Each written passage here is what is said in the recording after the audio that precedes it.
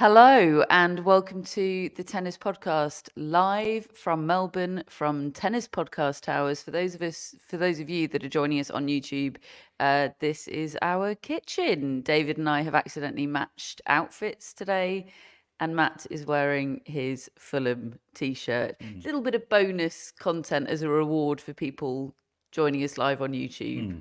Well, it's Derby Day, and we like with these live shows to invite people into our world, don't we? While we're at these slams, and I will be watching Fulham Chelsea tonight. Yeah, at 11 p.m. I think it's 11:30 kickoff. Melbourne time. Great. David and I have accidentally got ourselves embroiled in a sort of who wore it better situation.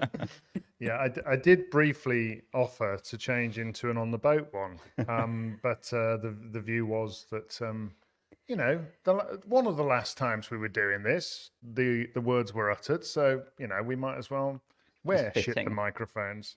Yes, it's fitting in every possible way, and I hope that anybody that's seeing us right now, or indeed after the fact, is enjoying the visual joy that we're bringing you right now. This is our Media Day show. We're doing them live for 2024. Media Day was yesterday. Props to the WTA who brought all of their top players on Media Day as scheduled. 2 stragglers for the ATP, as always. And of course, it's Novak Djokovic and Carlos Alcaraz. So they're coming in later on today.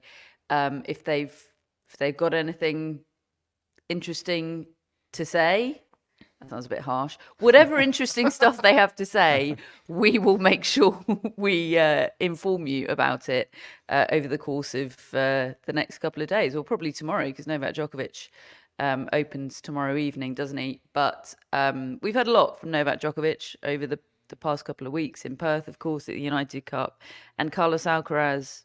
We love Carlos Alcaraz, but doesn't tend to be a stop the presses media day. No, he's kind of a guy. He's a sort of lovely presence, isn't he? And he makes the room light up because he's so nice, and he smiles and he engages, and he's very polite to us all, and he never sort of rolls his eyes at us. All these lovely things, but you don't get much in the way of like barnstorming quotes out of it, do you? No, not always. And actually, I've been doing some translations of Alcaraz's Spanish press conferences recently for, I don't know, a project that I can't say too much about. Not my own project, but I've been sending those translations to the person, and this guy has said, actually quite reassuring, that he's not giving the Spanish press much more than he's giving the English-speaking press either. Whereas Nadal, of course, Matt's been a secret weapon for us in some Nadal press conferences over the years. Because and Alejandro Davidovich Fokina. Well, he does that on the court, then you need to go to the press conference. What did he say again? He said, "Me he cagado." I shat myself. I every so often I just get him to say that. I sort of wish I was wearing a t-shirt with that on, to be honest, rather than a t-shirt quoting myself. But I do love it, hence why I'm wearing it. Just before we get into the nitty-gritty, I would like to tell you about On Location, the premium hospitality and experience provider. We are proud to be sponsored by On Location throughout the Australian Open. And for the first time in history, official Paris 2024 travel packages from On Location are available online, making it easy for you to enjoy the thrill of the Olympic Games and the wonder of Paris like never before. It's brilliant being able to deliver an ad read like this with total integrity. When I say thrill of the Olympic Games, I really, really mean it. We got this one right, didn't we? Your Olympic Games adventure comes with guaranteed tickets to the sport events of your choice and accommodation in Paris, plus world-class hospitality and options for custom tours and activities to immerse you in French culture, food, shopping, and more. On Location's wide range of official travel packages has been created to suit every need, from shorter stays, such as the Discover 2024 package, to longer ones like the Explore 2024 package. All include guaranteed tickets to sport event categories A through D. I'm sure they're great categories. And they come with multiple possibilities for add-on services and elevated hospitality options. So if you're interested, just go to tours4tennis.com/podcast, tours, the number 4tennis.com/podcast, and select Olympic Games hospitality to see what they have to offer. Packages can be purchased online, or a dedicated on-location team member can contact you directly to create your perfect bespoke package. And of course, the link to check them out is available in our show notes and in our newsletter. I asked a few players about Olympics yesterday during media day. I just couldn't help myself. Just on brand. It doesn't matter which time of year. It I- doesn't matter which You were year thinking it about the is. segue in the podcast. Absolutely, yeah. In hard-hitting journalism news, I asked about the Eras Tour and the Olympics. And actually, they got good answers. They really, did. didn't they? The players helped me out a bit and sort of justified my asking the questions. The Eras Tour question was to Iga Swiatek, which I guess is perhaps where we should start, because we haven't had our men's top seed through the interview room yet. He's always late, isn't he, Djokovic? He's always the day after advertised. Yeah. Anyway. And actually, I think for a lot of the journalists, it's actually quite helpful because it gives them something today that they can use in publications and online and everything else for tomorrow. That is just freshening it all up. And the thing is, you only need one or two of that kind of stature, I suppose, name-wise, to carry a piece. But it did. I'm quite pleased they do it that way, because it gives a bit more space for the ones that were yesterday to have their moments and for us to really highlight them. Yeah, that's a good point. That's absolutely not why the ATP or Novak Djokovic have arranged for themselves to be late. But yes, there is some upside, absolutely. So Iga Swiatek, on the basis of what we saw from her at Media Day, is she going to win the Australian Open? I mean, I will pick her to win the Australian Open. I'll tell you that right now, because I think I pick her to win most Grand Slams. I think if we were to go back over the last 2 years, I think I've probably picked her to win every Grand Slam, because I just think she's the best player. And that being the case, she's actually under-delivered. No, she has, really, I think, because I think she could have won them all. When have I said that before? But I'm surprised she's yet to win either Wimbledon or last year's US Open or an Australian Open.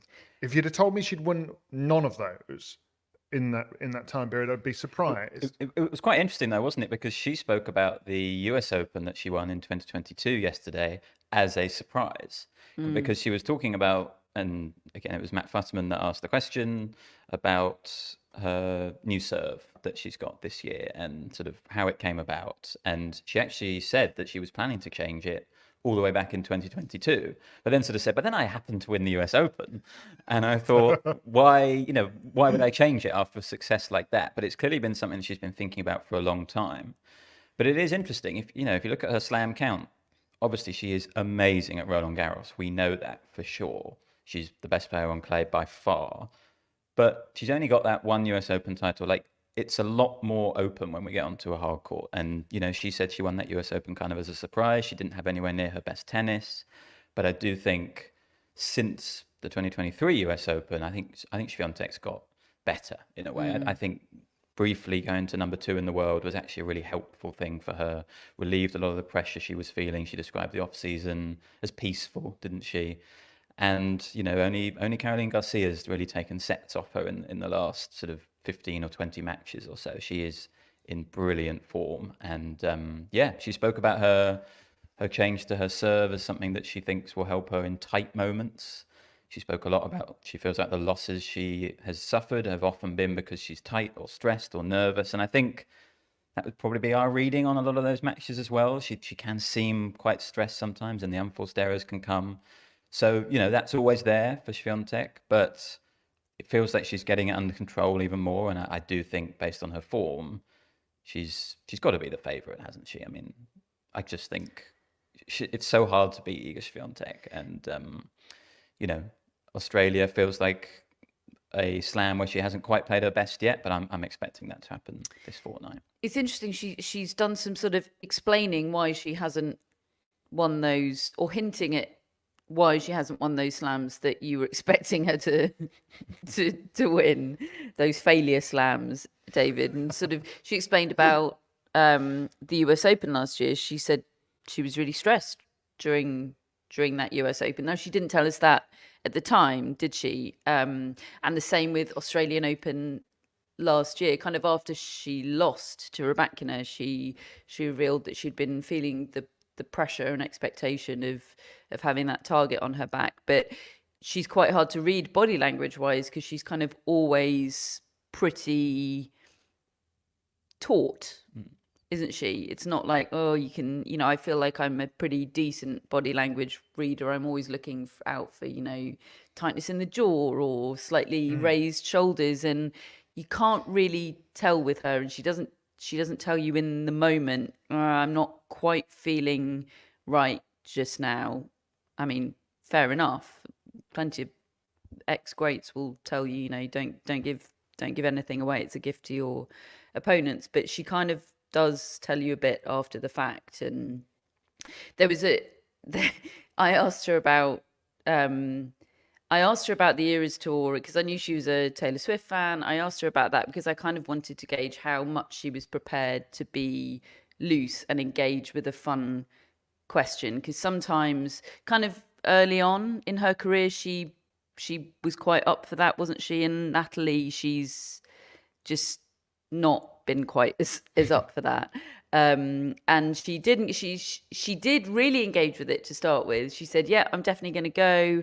I assume my agent's going to get me tickets. She said something very unrelatable about tickets are not an issue. Yeah, she said tickets are not an issue. She's not winning a Ticketmaster queue. Ticketmaster queue. Then a sort of look of panic came across her face, and she went, oh, I assume my agent will sort me tickets. And I assume he started sweating at that point. Anyway, and then she said something quite revealing. I said, are you going to go in Poland? Because niche Taylor Swift knowledge here. This is the first time she's ever played. This will be the first time she's ever played in Poland. I believe it's a really big deal that the Eras Tour is coming to Warsaw. And Swiatek said, oh no, because everyone will be looking at me. And then she panicked about saying that. And she said, no, of course they'll be looking at Taylor. Like, I'm not suggesting I'm a bigger deal than Taylor Swift. And it was all very genial, but it sort of spiraled a bit. And I could see the cogs in her brain turning. But that was quite revealing, that she wouldn't go in Poland because of the worry of the spotlight. I mean, that was a feature of her previous off season, wasn't it? And That's adjusting to all of that. And she talked about there having been too many distractions in the last off season. So that word that you picked out, peaceful, I think is pretty important. I don't think we've any idea what it's like to be as big a star and as loved as she is in a country that sees her as quite that big deal. I don't think we have many stars in the UK that would overwhelmingly stop everybody in their tracks quite like that. And I think it's even more the case in America. Certainly, like if you put tennis players, apart from Serena Williams, we've seen it with these. Somebody gets to American #1, like Taylor Fritz. Nobody's making a massive deal about that. It bothers him. On the flip side, for someone like Swiatek, though, I think she feels really watched wherever she's going. Osaka went to Beyonce, didn't she? And she, it was noted. People noticed that she was there, but it wasn't a huge deal, I don't think. There was a very enjoyable low-key flex that I enjoyed in Iga Swiatek's press conference, where it's always fun on media day where there's a local journalist who has an angle that he needs to ask everyone, and the angle this tournament, of course, is the fact that it's a 15-day event. So he was asking everyone, what do you think about the 15-day Australian Open? And Swiatek said, well, it's been that way at Roland Garros and it's been fine for me. And I was like, Yep, it has. I don't think you've got any problems with that. But she's also never played on a Sunday, I don't think, Roland Garros. And she did kind of say that in the answer. She was like, well, it might be a 15-day event, but I'm not playing Sunday. So, Yeah. she's never been in Ons Jabeur's situation of staring down the barrel of losing before the tournament really feels like it started. She did look in as good a frame of mind on the eve of a tournament as I can remember. She looked comfortable in her own skin. And I was really pleased to see that, because I worry about Iga Swiatek. I found myself feeling like that at the last couple of years worth of slams. Just, it's a lot for her sometimes, and I don't think she always loves it. And I want her to love it, because I think she's such great news for the sport generally, and for her own health, But it's good to see her looking like that. Speaking of great news for the sport generally, Naomi Osaka press conference for the first time in a couple of years. Well, just repeat what I've just said, because it's a similar feeling, and more so probably with her. Yeah, I loved it. I got a real rush from just being in a Naomi Osaka press conference again, Matt. Yeah, the whole energy of the day actually changed when Osaka came in. It was, we'd had some good press conferences before, but it was like, Osaka press conferences are just she's always so thoughtful and interesting, and says some unexpected things often. She has a different take on things, or something I wasn't expecting. And it was a pleasure to be back in one of her press conferences. I get the impression she is balancing really trying to not expect too much of herself. She gave this line. She said, I keep thinking to myself, who am I to think at my second tournament back that I could have any kind of impact on, these incredible players at the top of the game. But then she also said, in a way, I'm glad I'm playing a seed in the first round, because if I get through that, then hopefully the next round won't be as hard, which is quite an unusual thing for a tennis player to say. I mean, how many players came through media day yesterday and it was one round at a time, 1 point at a time. I'm not looking beyond my first round. So there's obviously a tension between those two things. I think she's feeling really good, and she's like, she's fighting the urge. I'm a two-time champion here, and I can win it. I feel like I'm playing great. Yeah, but and I think we're having all those feelings with our predictions. So it's the same thing, like managing our expectations of her as well. Look, she mentioned feeling a bit stiff and sore, didn't she, after Brisbane? But she said that it wasn't as bad as she was expecting. She said that because she always feels stiff and sore after she hasn't played for a long time, she was expecting it to be even worse because of the long break that she's had. So that was, I suppose, quite encouraging. But it does make me think that stringing together that many matches after not playing for so long, I think is going to be tough for her. I think there might be a maximum number of matches that she has here, and I don't know if it's 7. That just feels like so many. You could imagine her beating Garcia, looking just sensational, and feeling, watching it, there's your champion. And yet, 2 rounds later, she might just be in a very different position. Oh, you're such realists. I was looking forward to all getting carried away together about Naomi Osaka. Come on, David loves getting carried away. I'm doing a Naomi Osaka about her chances the way she is, I think. Yeah. I think she's excited by how... I think she's excited form. Fundamentally about how much she's loving playing the sport of tennis. Yeah. Well, she's been hitting backhands with Amanda Anisimova. What is not to love? That was a moment, wasn't it? For the benefit of those joining us in a visual way, could you do the Oh, face that you made in the press conference room when she revealed that she'd been trying to improve her backhand via Amanda Anisimova? It was a lovely moment, wasn't it? Why was I not invited to that practice? How did I not know about that? Like, game recognizing game right there. I read an interview, a piece that Naomi Osaka, I guess it was done in Brisbane, I think, certainly done before the Australian Open, but came out yesterday in US Glamour magazine. And she talked about motherhood in a way that I've not read a tennis player talk about, or maybe even an athlete talk about motherhood before. I found it really striking yesterday that quite a few mothers came through the press conference room, which is great. And it's not that I don't think they should be asked about motherhood. I think it is absolutely superhuman that these women are sitting before us, juggling not only the fact of motherhood, but the fact that they've, with various degrees of recency, been through pregnancy and childbirth as well. I think that is incredible and newsworthy and a brilliant story. And yes, it is legitimate editorially to ask them about it. But there were a couple of, Kerber and Wozniacki's press conferences were pretty much exclusively motherhood. And then Medvedev comes in at the end of the day, who's become a father in the last 12 months, not one question about it. And I feel this massive tension about, I agree it's legitimate editorially, and yet I'm uncomfortable with that total disparity. But anyway, back to the glamour piece for Naomi Osaka. She talked about how struck she was. She talked about the physical impact of pregnancy and childbirth, which is maybe it's because it's a predominantly male press conference room usually, but they usually focus on the emotional angle of childhood, how difficult of parenthood, how difficult is it to be away from your daughter, how is your perspective changed as a result of becoming a mother. All questions that could be put to Daniil Medvedev.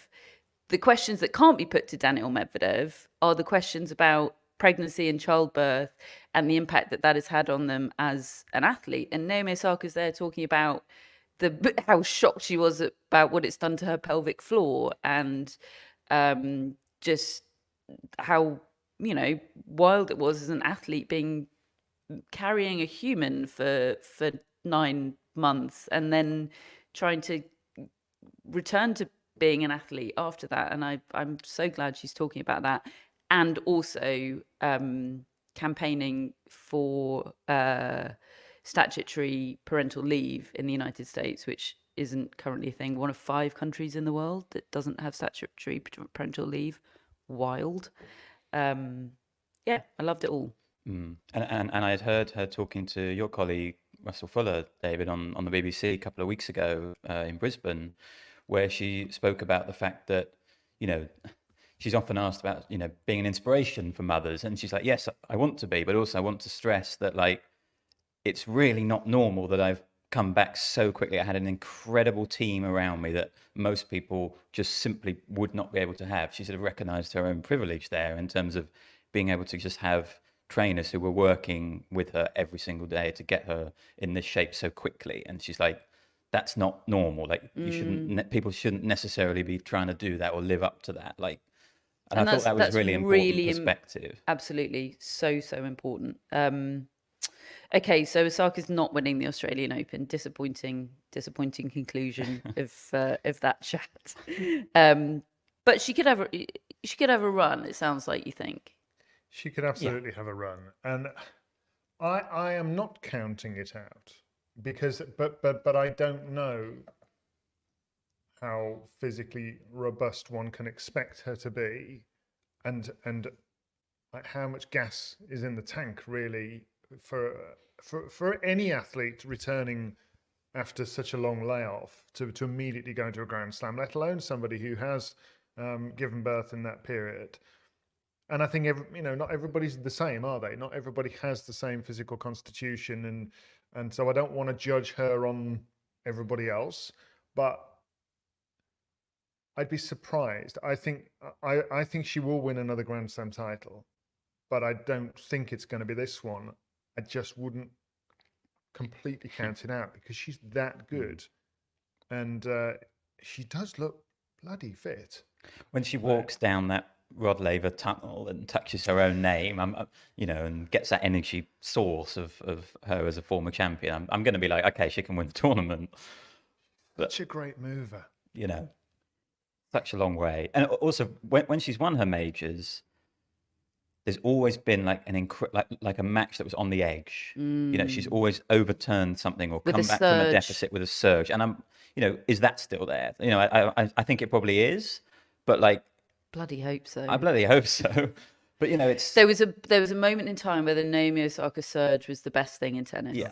It was truly an electric feeling to watch. It felt like she'd got a superpower that she could just push a button, the surge button. I do think what we saw from Svitolina last year made me think kind of anything's possible. Okay. Because that was a comeback, she didn't have long before she was suddenly playing the best tennis of her career, I would say. And Absolutely. Osaka is a way better player. Two other returning parents that can tap a picture of themselves on the way down the tunnel to Rod Laver Arena, Caroline Wozniacki and Angelique Kerber. They both came through the press conference room yesterday. Kerber, interesting. They're in very different positions, aren't they? Like, it feels like Kerber just took maternity leave. The comeback, she said yesterday, the comeback was always in her mind. She said she didn't want to just assume it would be possible. She left room for the possibility that the whole experience would change her in a way that made coming back impossible or undesirable, but it was always plan A. So she kind of took maternity leave, whereas Caroline Wozniacki, fully retired, had a lovely ceremony here 4 years ago. Really set the standard It of what was an the on-court retirement ceremony gold could be. standard. And now here she is back 4 years later and a mother of two. I didn't get tons out of their press conferences other than they seem thrilled to be here, having a lovely time. Wozniacki was asked about the fact that the top 10 now is entirely different to 4 years ago, the last time she played here. There's not a single retained member of the women's top 10. And by implication, she was kind of asked to compare eras. And she very much intended to answer this question in a very bland way. She started off with and in fact, Kerber got asked by you, David, the same question, didn't she? Well, yeah, you sort of told me what Wozniacki said. And Kerber did successfully swerve it, totally successfully. And I couldn't help.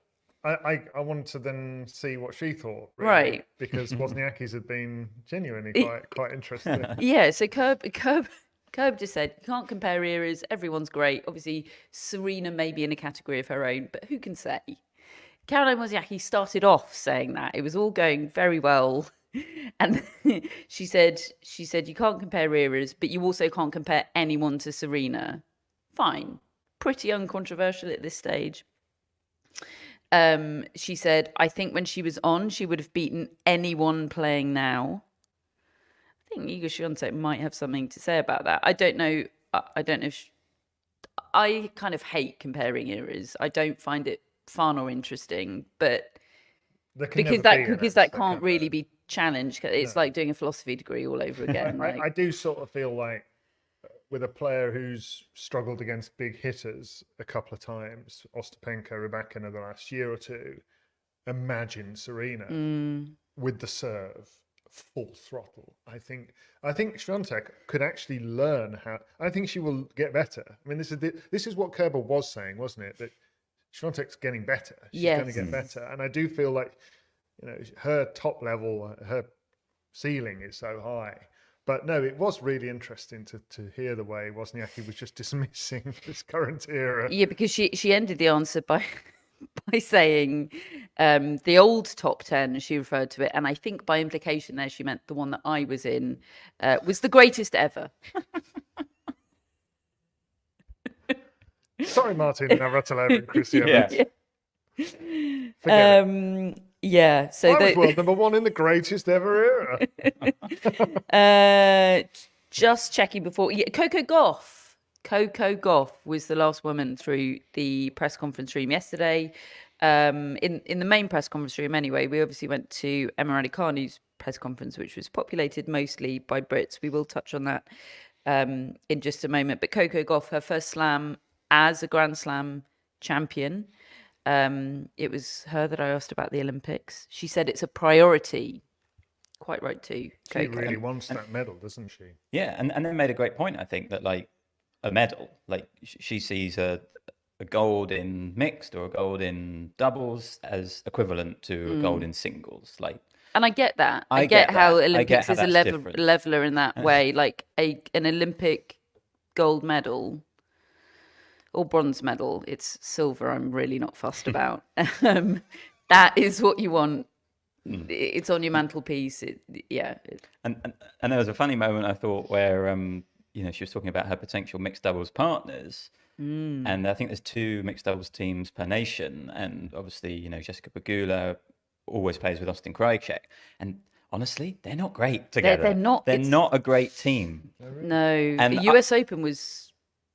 Yeah, it wasn't. I mean, great. they have had some results, but like, it's not been great for a while. And like, I was like, Coco Gauff was like, so I'll probably play with Rajiv Ram, and I was like, I think that's good for you. I think that's like, I think stick with that. You've come out of that well, I would say, Coco. He'd be a good partner. Yeah, Reggie Ram. good. He's good energy. I think very, very calm energy, but I think they would complement one another very well. She was incredibly open, I thought, Coco Gauff. I mean, not that she's ever really not open, but she talked about one of the first questions, actually, from Tamani Carriol from The Guardian was about a slight tweak to her service motion, which I hadn't noticed. I didn't get to watch much of her in Auckland because I was covering United Cup in Perth. That's my excuse for not noticing. But it's interesting. I was poised and waiting for her to just bristle ever so slightly at this question because of how she's responded to questions about the forehand in the past and the suggestion that she might want to or need to or be thinking about making technical changes for that.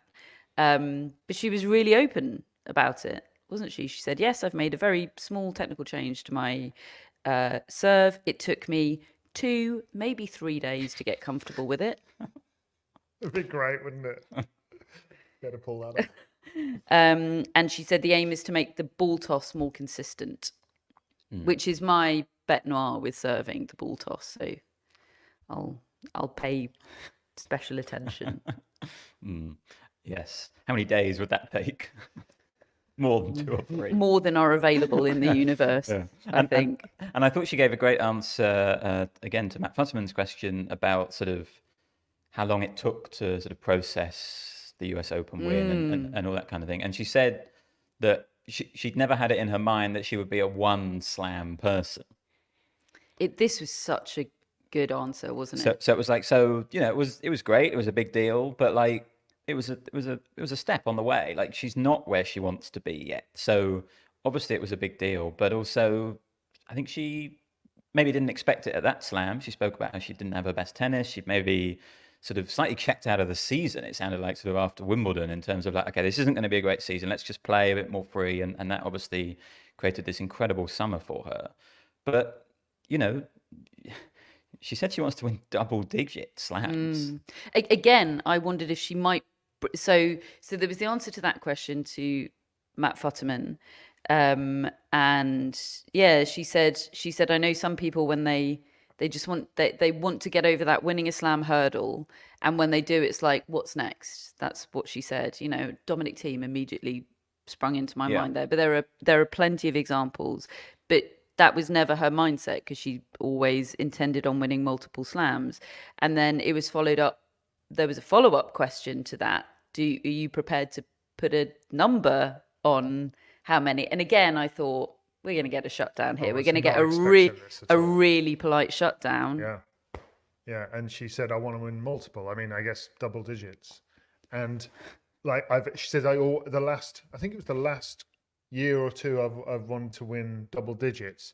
And I had a real feeling of discord in my heart when I heard this because of what she told us, I think at the French Open last year, about how the stress of already having been anointed as a Grand Slam champion when she was just 15 as somebody who's going to win a Grand Slam title, and when's it going to happen and how quickly is it going to happen? Is it going to happen as fast as it did for Serena?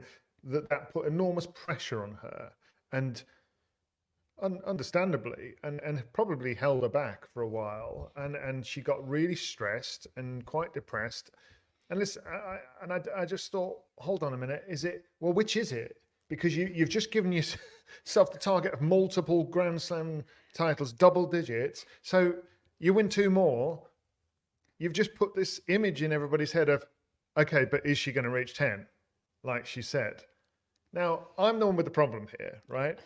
She may be absolutely fine with this, but It's just you. Hi, it David. just struck me that doesn't quite tally with what she'd said she didn't need to hear before. So maybe she feels different. You know? Well, yeah, maybe it's a sort of indication that she's changed her mindset. She's better able to sort of say those goals out loud and not feel like it is putting pressure on herself. Yeah, it was a great moment, like, and like double digits, like anywhere between 10 and 99. But Like Mirror and Draver. to me, that was the feature of Media Day that I take away above all else, is the mental approach of Swiatek, of Coco Gauff. We'll come on to Raducanu in a little while. All of them, it felt the same to me, that what's going on in their heads is having a massive impact, and they're admitting it. They're very open about it. Yeah, I texted the group at about 4:30 p.m. having come out of Yannick Sinner's press conference, which was the last one I attended of the day, saying I have reached saturation point with the word mindset today. And I very much stand by that. Let's come on to Raducanu. Because she came into room number 2, which I think is quite right. I don't think she'd have been coming in had she not been requested by the Brits. It tends to be sort of top 8 players and then any other big, Wozniacki, for example, or Kerber. They're former champions here. So Raducanu, room 2, but very, very well attended. I was trying to kind of read the body language, because while she's always, I think, been genial with the press and the British press in press conferences, sometimes you can see that her body language is defensive, and I think, I get it absolutely. I did think she looked a little bit looser in that respect, and then in answer to one of the early questions, she came out with a killer line to that effect, didn't she? She said, I feel a lot lighter now than I did for a long time after the US Open. I'm not playing with a backpack of rocks. It's a huge line. Said everything. I've never heard her say anything quite like that before. She has talked a little about the pressure and what it was like after winning the US Open, but I feel with this distance, what are we now? It's 2 and a bit years, isn't it? Since is it 2 and a bit years? That's right, isn't it? Since she won the US Open, you can really have some perspective, and I'm hopeful for her. The only doubts are about her physicality, and that's very clear from the way she was rating her own game. Yeah. I mean, when she looked us in the eye, she said, "Look, my game is good enough to basically take me wherever I want to go." Yeah, because she was asked, I think, by Mike Dixon what success for her would look like this year, and she framed it in terms of being able to stay fit and play. Then she sort of tagged on at the end, but if that happens, my game's too good for that, basically not to bring about big results as well. And I loved hearing that, because I think that's true as well. Like, staying fit and being able to play, if she's able to do that, the results, I do think, will come. Look, she might not win the US Open. She probably won't. But I think she'll have big results if she can just stay fit. And I must say, I do think on that, I am still a bit worried that she hasn't got a full fitness team in place. Like, nothing's really changed in terms of being able to stay fit. She just doesn't rate coaches, does she? I mean, and the whole business of what you're supposed to do. Yeah, well, there was. I agree with you. Overall, positive and uplifting from Raducanu. There was one quite big red flag for me, which I can't get out of my mind, and that was her line. She was obviously asked about coaching quite a lot. She's got Nick Cavaday with her here in Melbourne, who was a childhood coach of hers. She had Jane. Yes, Jane O'Donoghue. Jane O'Donoghue, yeah. She had Jane O'Donoghue with her in Auckland, who was also somebody she worked with when she was younger. Look, Max Eisenbud told us in an interview, this is not a post-US Open approach to coaches. This is how the Raducanus do things, and it's how they're going to continue to do things.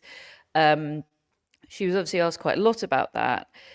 And she said, there was a line in there when she was kind of explaining, she said, no one can tell me anything. She said, one of the things I've learned is that no one can tell me anything because no one has been in my position.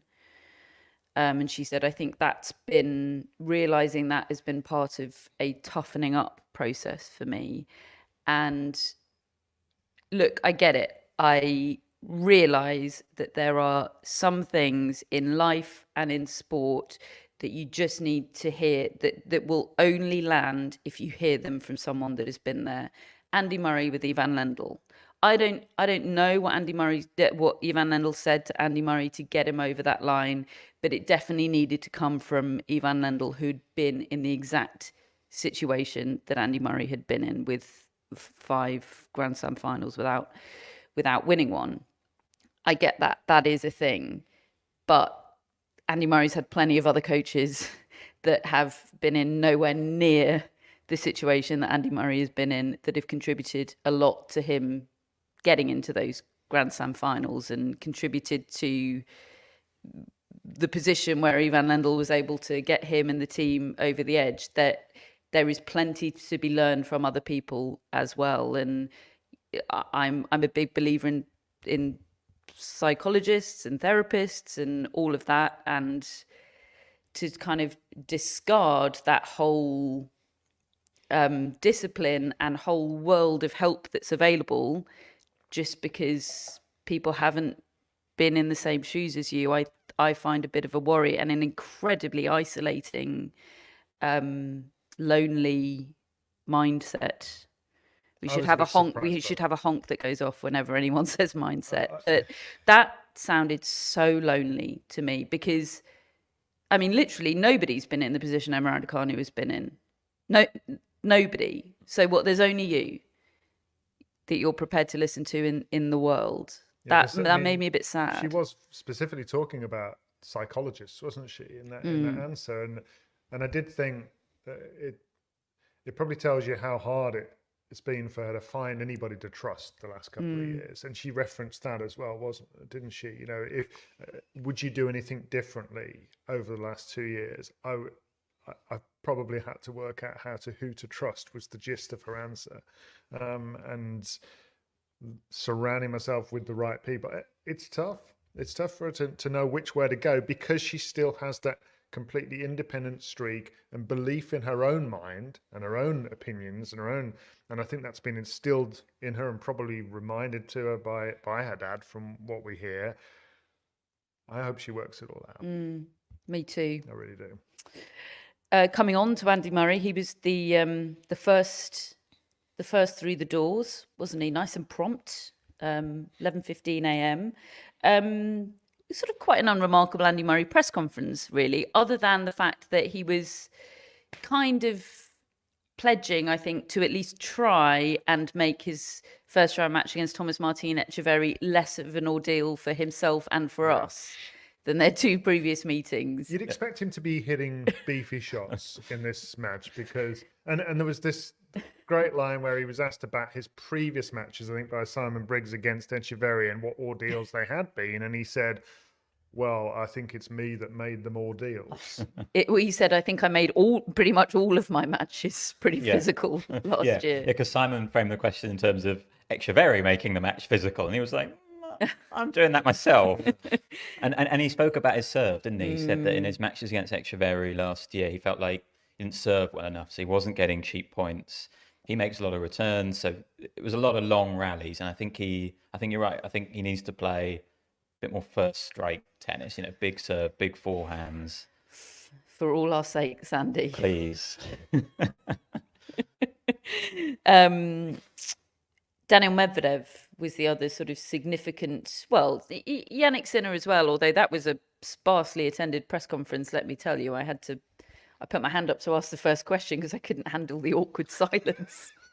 Look, it was at the end of the day. I don't think there are any Italian media here yet, so it's nothing on Yannick Sinner. It's just one of those things. And to be fair, Daniil Medvedev, Yeah. I was shocked at how few people were in there for that. People in them. Actually, you talk about interview room too. I prefer that because it's a smaller room. It's a good auditorium, but it's a small, intimate room where you feel like you can have a chat with somebody. I actually feel quite sorry for the players in the big main interview room, which is this wonderful theatre. But you've got this room full of 100 odd seats, probably more. And you've got, like, in Medvedev's case, there were 5 of us, 6 of us, something like that, which is great for us. We had a good chat with him. But yeah, it's slightly awkward. He was asked, actually. Well, no, it was the first question comes from the moderator. And it tends to be quite a generic one. How are you feeling about your preparations? And Medvedev, in his answer to that, led us to what I was intending to ask him about, which was the fact that he'd elected not to play a warm-up event. And he said, I know it's a risk, but it's something I want to try. He said, I don't want to get to the end of my career and not know whether this is something that can work. So I thought, why not? Like, now's as good a year as any to give this a go. And I followed up and I said, but cool, do you consider it a risk? And he said, sure, yeah, but lots of things are a risk, and that's not a reason not to go for it. Yeah, no, I thought it was a really interesting answer, and there was a recognition that, yeah, it might be a risk for this event, but also it might pay off later in the season. You know, he spoke about how fatigued he was after the US Open last year. You know, just sort of relentless schedule. If he had done what he normally does, he would have only had sort of 2-week training block during the off season. As it was, that was much longer. It was extended. He feels fresher. He looked fresh. I thought he was pretty vibrant, wasn't he? And which is great, but we do know Medvedev plays his best tennis when he's bedraggled, totally dishevelled. So true. Yeah, but no, I'm fascinated to see how he comes out here. I think he's, I can't quite remember who he's got in the first round. I think he's got potentially Rusevori in the second round, who reached the final in Hong Kong, is in some pretty good form. I think that would be a big test for Medvedev. I think we'd find out where Medvedev's level is. Great ball striker, Rusevori. But I think Medvedev would probably quite like that matchup. But yeah, I love the fact that he's open to trying different things, and the fact that he doesn't want to leave any stone unturned. And, you know, it might be an amazing decision. And, you know, he's prepared for it to happen either way. He's just pleased to have tried it. And I think that's important for him. There was a very New Year, New You energy to Medvedev, wasn't it? It's like he'd been on Instagram and seen some, you know, positive New Year affirmations posts and thought, yeah, I'll get on that train. He just looks very unstressed about it all, doesn't he? He's sort of just slightly amused at giving something else a try. He's another one who just walks into the room with us and he's just immediately wants to say, how are you doing? Really nice to see you all again. Happy New Year. And he was like, oh no, that was a long time ago. Yeah, wasn't being drawn on the Breakpoint episode, was he? No, yes and no, I would say. Because I felt whilst he was quite pointed about effectively, using your words, new year, new me sort of thing, not getting embroiled in these kind of he said, she said conversations in press conferences. He actually stated that. I don't want to lose energy. He said, I'm going to play less FIFA and not get embroiled. And I mean, which felt very directed towards probably the back and forth he had with Zverev last year around the Monte Carlo saga. It was me who asked him a question, and I asked him how he felt he had been depicted, presented in the Breakpoint episode, which was basically the Zverev episode with some Medvedev shoehorned in as the pantomime villain, with lots and I watched it yesterday morning, and that's the reason I decided I wanted to watch it so that I could go in and speak to Medvedev. David left his toasty Yeah. at lunch I and left was like, my hold the lunch. toasty, I need to go to the Medvedev press Yeah, conference. yeah, It's commitment. and I just wanted to ask him how he felt he'd been depicted, and he said, I haven't watched it, but I've seen bits. So he's probably seen the same bits that people are seeing on social media. Now, I watched it yesterday morning. I intimated before I'd seen it on the podcast that from the reports I'd read, from the reviews I'd read, that it sounds outrageous to me, that episode that Alexander Zverev is featured as its hero without even referencing the two accusations of domestic abuse, both of which he denies, one of which was told to be insufficient evidence by the ATP, but the second one he's received a penalty order from, in which he's now taking to trial against to appeal. Those things were not mentioned in that show once. There was lots of dramatic, almost celebratory racket smashing shown by the producers as if to show what a passionate guy is, and he's heard to say, I'm a passionate guy, Zverev. The Acapulco incident, where he got defaulted from the tournament after just the most awful attack really on the chair umpire by smashing his racket into the chair inches from the guy's feet, was not shown. That just doesn't appear. And neither was the Daniil Medvedev monologue after the Monte Carlo match. They show the match, the highlights of it. They show all of the sort of kind of underhand tricks that Medvedev does play in the match, and he does do lots of stuff. I found it very funny at the time. I found it very funny in the Netflix show as well, watching him kick away the net post thing and all the rest of it and walk off to the toilet the way he does, suddenly out of nowhere.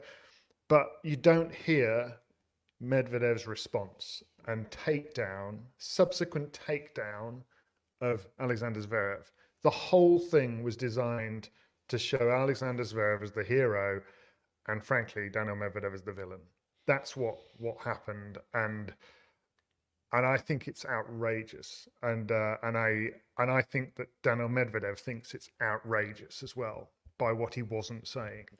I'm not going to get embroiled in it, but at the end of it, he said, we all know that's not real life. I'll just say I don't think he's going to go the whole year without getting embroiled. We all know how New Year's resolutions go. And we are going to be doing a show for friends, talking in more depth about the new series of Breakpoint, and that'll be coming over the next few days. We need to finish watching it first. We had to take a break after watching episode 4 yesterday, but we will struggle through it for the sake of friends of the pod. I wasn't expecting my blood pressure to get so high so early in the morning. Yannick Sinner, the last player on my list to talk about. Not lots to say because it was so sparsely attended, but I did put the Medvedev comments about the risk of trying something different by not playing a competitive warm-up event. And again, Yannick Sinner sort of started off by saying, oh, I don't really think of it as a risk, but then he did sort of call it, he ended up sort of talking through it and pretty much talking himself into the same position as Medvedev, which was, this is a data gathering expedition for me. I'm going to see if it doesn't work, then obviously I won't do this again in the future. But obviously he played right to the end of the Davis Cup finals, and he said he wanted maximum off season after that. He said he barely even took a week of holiday. So I don't think he went to the Maldives. So tough times for Yannick Sinner. He doesn't strike me as a real Maldives kind of guy. No, skiing, I guess. Skiing guy. I'll tell you though, when he walked past me, I didn't go to the press conference, but he walked past me, and I was taken aback by how tall he is. And you're always taken aback by how tall he is. At some point, you're going to have to remember. That's everyone's reaction to you as well. Yeah. But I don't move like that. I mean, in Indian Wells, you spent 2 weeks talking about how tall he is, and he's significantly shorter than you. How can he be that tall and move that well? I don't think pound for pound, if you can't really use that, can you? I don't know what the equivalent is for height. Nobody moves like that at that height. It's staggering to me. It's all that skiing. He's one of the most intriguing stories of the tournament for me, because he's yet to prove anything at these Grand Slams, and he's proved it elsewhere. He's taken our expectations of him to another level, certainly mine, at the end of last year. But he has to do it now at the majors, and I'm just so intrigued to see if he can. It's we know it's so hard to carry over momentum from the end of one season into another. It just did feel different the way Sinner was doing it. The fact that he was beating all of the top players in that run. It wasn't like he was just cleaning up when everyone was just absolutely on fumes. You know, he was beating Djokovic in the Davis Cup semi-final when Novak Djokovic has said, I want to win the Davis Cup to turn this into one of my all-time great seasons, maybe my greatest season. The Sinner beat it. It was huge. So it did feel different, but suddenly you come out fresh at the new season and it's like, God, that was actually quite a long time ago. And like narrow in a slam, he hasn't played, and it feels hard to carry it over. But I agree with you, David. I'm fascinated by Jannik Sinner this tournament. But I do think it's a bit tricky against Van der Zandschulp in the first round. I think he'll win, but He plays Sunday, just doesn't he? a little bit on edge about that one. Yeah, Sunday start. They are they're going in big with the Sunday start this year, which I really appreciate. I remember when the French Open did their first Sunday start, and obviously they were the first slam to do that, and the big launch was like it was Gilles Simon headlining or something, which obviously, you know, bigger deal in France, but still, I like that the Australian Open have gone in punchy with their Sunday start, and they've got both defending champions headlining their opening night session. They've got Novak Djokovic against Dino Prismic, who is a talented young Croatian player, 18 years old, 178 in the world. He's a qualifier, and naming no names, one of our predictions entrants, our first predictions entrant, has gone in big with the Dino Prismic to win. And it's not prediction. Reggie. It's not Reggie. New Reggie. So that opens the first night session, and then we have another qualifier, Ella Seidel, another 18-year-old, a German, 172 in the world, to take on the women's defending champion Arina Sabalenka. The day session starts with Jannik Sinner against Botic van der Zandschulp. He's in the Ons Jabeur slot. Jannik Sinner against a tough opponent. I agree, Matt. Very interesting. And then Maria Sakkari against now Hibino. And interestingly, on the Sakkari front, we understand that she has employed the services of Ben Crow, who is the psychologist that worked with Ash Barty throughout her Grand Slam winning period. That's another fascinating development, because he, according to Barty, had a massive impact. And Absolutely. I remember hearing him interviewed, he really was something to listen to. And she is perhaps the player of all of the players that has work to do there. The second court is opened by Barbora Krejcikova. She takes on the Japanese wildcard Mai Hontama. And then we have Andrei Rublev against Thiago Seibold. Is that what we're going with for that? Let's not say it again. And then we have the night session on the second court. Magdalenette, last year's semi-finalist, tricky opener for Caroline Wozniacki, who is a wild card. And then we have Francis Tiafoe against Borna Coric. Into it, yeah. John Cain, Vodafone, Hisense, Melbourne Arena. Leila Fernandez against a Czech qualifier, Sara Balic, 17 years old, 134 in the world. Yeah, I think she qualified last year as well. And so she qualified 2 years in a row. Just another young Czech. So she's probably very good. Leila Fernandez is somebody I'm going to be watching out for this year. Second on the John Cain Arena is the Aussie qualifier Dane Sweeney. He's taking on Francisco Cerundolo. It's all set up, isn't it, for him to be a sensation. Now Millmania is over.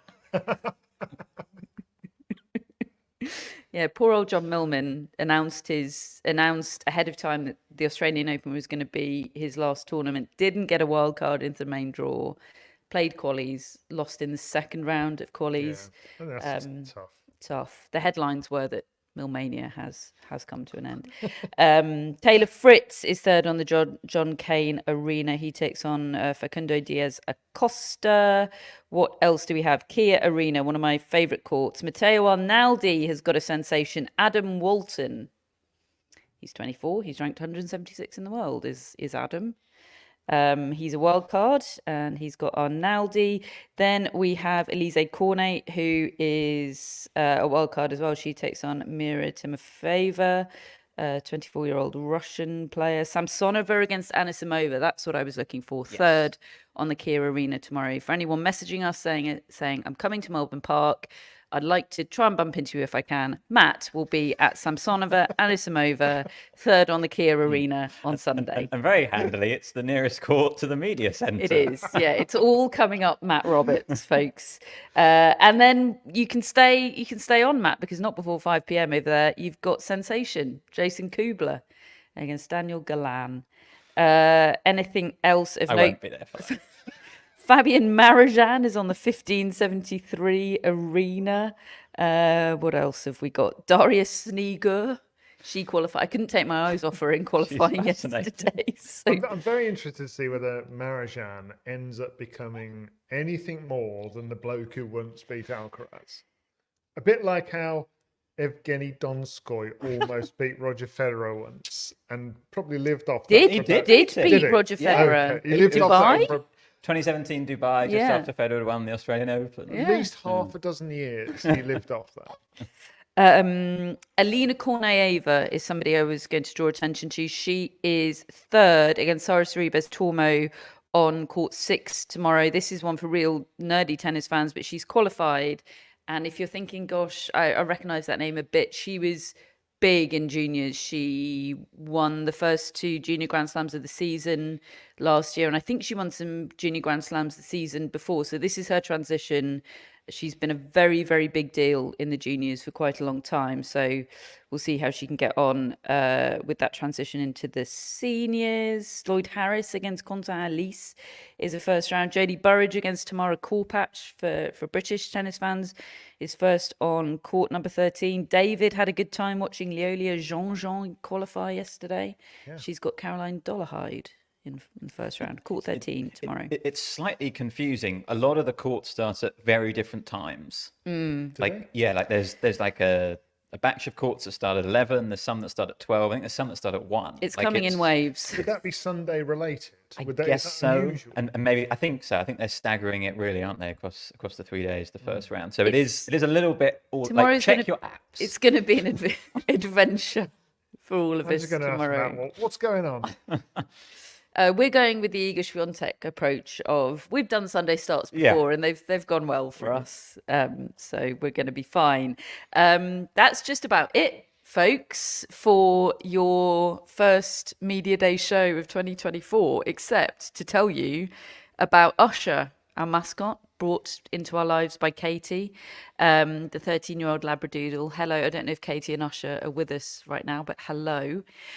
We have our mascots. David's got Francis. Still can't get over this. I've got Darwin. And Matt has Haida and Soma. Yes. Hello. Hello. Billie Jean, who I believe is watching right now / asleep. Billie Jean is sponsored by Billie Jean King and Alana Kloss Squirrel. We have our top folks and executive producers, Greg, Chris, Jamie and Jeff. And Matt, we've got shout-outs. Can you do them off the top of your head this time? No, but thankfully my phone is safe and sound today. We start with Kateri Swavely in Pennsylvania. Wow. Pennsylvania. Right, Kateri. Hello, Kateri.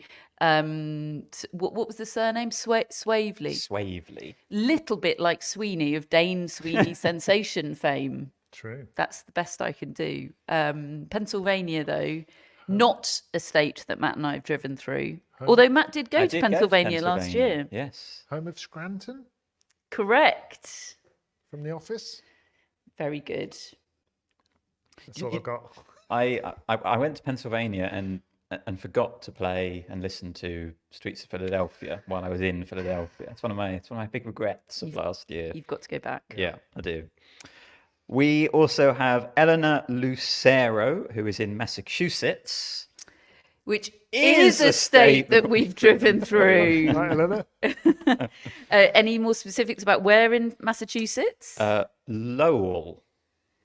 Oh, I should have thought that through before asking, because actually We have nothing to say. No, I know Boston and I know Foxborough, which is just outside of Boston. And Eleanor says, growing up in the suburbs of Boston before ESPN and the Tennis Channel, my mum and I lived for Wimbledon coverage on the weekend, watching NBC's Breakfast at Wimbledon with Bud Collins while eating strawberries and cream are among my most treasured memories. Oh, Eleanor, that's lovely. That's the best. Bud Collins. Bud Collins What a memories are legend. good memories to have. Yeah. Thank you very much, Eleanor. Neck cord. We've also got Carolyn, who is in Long Island, New York. Hi, Carolyn. And Carolyn says, trying to get my wife excited about tennis by combining tournaments that I want to go to in warm weather locations with a hotel spa. Indian Wells could work. I think you. I think so. Carolyn, you're nailing it. Yeah. Absolutely You'll be nailing all right it. New York, a state that Matt and I have driven through. Got another one of those. Well, it's the same state. Thank you, Carolyn. Lorna Lamotte in Flushing, New York, home of the Billie Jean King National Tennis Center. Wow. Imagine being from Flushing. I'm imagining it. They've got a golf course, haven't they? We haven't played it. We never have time. One day. Yeah, we have a post-Wimbledon golf tradition, don't we? But we Yes. haven't carried it over to the other What majors. info have we got here? Not much more than that. So what was the name of the person from Flushing? Lorna. Lorna. Tennis Lornas? I'm struggling. There's a director I've worked with called Lorna on the tennis. Okay, that's as good as we're going to get. Better than silence, isn't it? Thanks, You Lorna. two can pipe down. We don't need anybody else. We've got Lorna, the tennis podcast listener. Absolutely. Friend of the show. Thank you very much, Lorna. Thank you to... Well, we've got one more shout out. Oh, sorry, Matt. It's a good one. This says, my name is Deborah Raffson, and this shout out is for my sister Jill and her fiance Zach. Jill and Zach are getting married on Saturday, January 13th, 2024, which in Melbourne is today. Oh. And is that where they are? Melbourne? Deborah says, I live in Boynton Beach, Florida. I've been there. And Jill and Zach live in Brooklyn, New York. Jill and I are huge tennis fans, and she introduced me to the pod. I go to the Delray Beach Open and Miami Open every year, while Jill is a long-time US Open attendee. We both sport our tennis podcast t-shirts, of course. Zach, since he came into Jill's life 2 years ago, has happily let us convert him into a tennis fan as well. The three of us have even started a silly Instagram account where we rate tennis trophies. Jill and Zach are special people, so please send them best wishes for their big day and a long, happy life together. Zach and Jill, on the eve of your wedding, which I think is what it is where they are, many, many congratulations. If you've bonded over tennis, then I'd say you're set fair Yeah. for a long and happy life together. Have a wonderful, wonderful wedding day. You're getting married on the first day of the Australian Open. It's perfection, although it does mean you're probably going to miss the first day of the Australian Open. So swings and roundabouts, but have a great day. Just as we will be having here in Melbourne. We can't wait. This is... It's kind of our first daily, isn't it? Because this is it for us now. You can't get away The from first us now. of 16 days in a row, plus a review show for Friends of the Pod, recorded at the end of it all. We've got our Netflix review show coming for Friends of the Pod as well. Just a quick plug, folks, for anybody that knows of the wonderful work of Hannah Wilkes, which I know will apply to everybody that is active in the chat on YouTube right now, anybody that follows us on Twitter. Frankly, what are you doing with your lives if you don't know about Hannah? We wanted more Hannah for 2024, so we have got her doing a monthly column for us, which from February onwards will be exclusively for friends of the Tennis Podcast. But because David's very good at teasers and promos, January's edition is available for everybody. And I mean, I don't have the words, but just read it because it's so wonderful. The link is everywhere, isn't it? It was in our most recent newsletter. I'll pop it on Instagram again today. I'm going to keep promoting it. Sorry to embarrass you, Hannah, because I know you're live with us right now, but she's an extraordinary writer, and we're very lucky to have her on the team. So do check out her writing. Follow us on Twitter for all of Hannah's work on there throughout the fortnight. Instagram as well is where you can get the BTS of our daily lives on site at the Australian Open. Sign up to the newsletter. Matt Stat returns tomorrow. Don't want to pile the pressure on, but Matt Stat does return tomorrow, Matt. Yes, I better do some work on that today. And yeah, make sure you join us daily from the 2024 Australian Open. It's going to be brilliant. And of course, if you want to become a friend, the link to do that is in our show notes. Thank you for joining us. However you have joined us today, it has been so much fun from our kitchen. It's not usually as clean as this. David did a sort of sweeping everything to the end of the kitchen island job. It's all up there. The empty Deliveroo bags. But yeah, it's been brilliant to have your company, and we can't wait for the next 2 weeks. So thank you for joining. We'll speak to you very soon.